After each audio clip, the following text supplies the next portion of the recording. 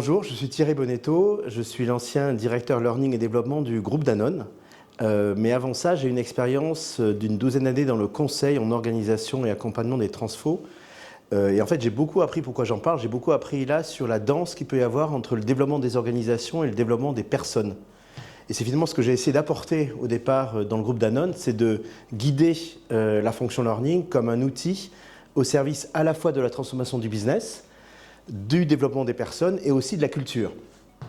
Et la deuxième chose qui m'a passionné dans ce développement d'expertise, c'était l'idée de passer du training au learning et de voir finalement à travers différentes modalités pour apprendre comment la fonction learning en particulier peut aider l'entreprise et les personnes à adresser ce qui est pour moi l'une des plus grandes questions aujourd'hui, c'est-à-dire comment apprendre à la vitesse du changement.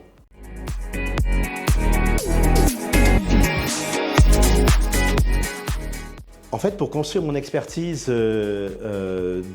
la fonction learning et développement, ce qui m'a aussi beaucoup aidé, ça ne vous étonnera pas, c'est l'apprentissage avec les pairs et avec plein d'autres personnes dans la profession, voire en dehors, des experts, des académiques autour du learning et développement. Et en fait, à un moment donné, je me suis dit, mais qu'est-ce qu'on pourrait faire pour prendre et mettre ensemble un ensemble de personnes qui ont acquis une forte expertise dans ce domaine-là, de façon à pouvoir aider les futurs directeurs et directrices learning à développer en amont les compétences dont ils vont avoir besoin pour guider cette fonction et pour la positionner stratégiquement dans l'organisation avec un impact fort sur le business. Et j'ai été ravi de rencontrer Rennes School of Business pour monter finalement ce projet ensemble.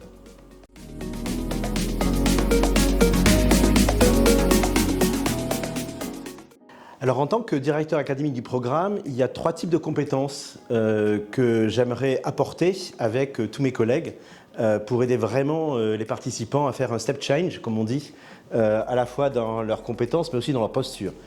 La première de ces compétences-là, ou macro-compétences, c'est de réfléchir stratégiquement à la fois au positionnement de la fonction learning dans l'organisation et comment on peut la construire, l'organiser. Donc c'est à la fois autour de qu'est-ce que la valeur ajoutée de la fonction learning pour le business, pour les personnes, pour la culture, etc. Mais c'est aussi comment conduire, organiser, gouverner la fonction learning aujourd'hui, notamment avec la data. Deuxième type de compétences, c'est plutôt des compétences autour de la fonction elle-même. Je pense par exemple à des sujets comme l'organisation apprenante, de passer du training au learning, comme le marketing de la formation, par exemple, ou comme encore l'utilisation de la data et de la technologie pour transformer la façon dont on va aider les personnes et les organisations à apprendre. Donc ça, c'est la deuxième type de compétence. Et puis la troisième, c'est plutôt une compétence en termes de savoir-être, de posture, et je parle que parfois d'advisor pour permettre aux personnes qui vont aujourd'hui être dans la fonction learning d'être non pas des gens qui construisent des programmes, mais des gens qui vont être des consultants de la performance au service à la fois du business et des personnes dans l'organisation.